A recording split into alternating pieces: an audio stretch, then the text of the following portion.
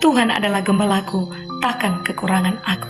Saudara-saudara yang dikasih oleh Tuhan, siapa di antara kita yang tidak pernah merasakan kekurangan? Pasti kita pernah merasakan kekurangan.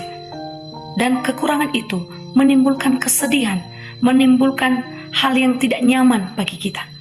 Dan kalau saat ini kita sedang dalam kekurangan, jangan takut, jangan khawatir, percaya pada janji Tuhan.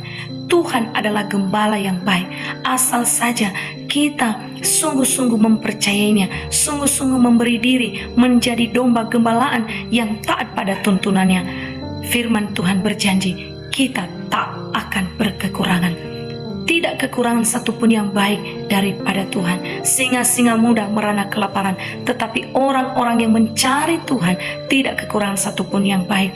Mari Bapak Ibu, dalam situasi apapun, di tengah-tengah banyaknya kebutuhan, di tengah-tengah harga kebutuhan kita semakin melambung tinggi, percayai janji Tuhan. Hidup berkecukupan, hidup berkelimpahan menjadi bagian hidup kita. Dan jangan lupa, ketika Tuhan sudah memberkati kita, mari kita terus menjadi saluran berkat bagi orang lain. Dan tak henti-hentinya memuliakan Tuhan, sumber segala yang baik dalam hidup kita.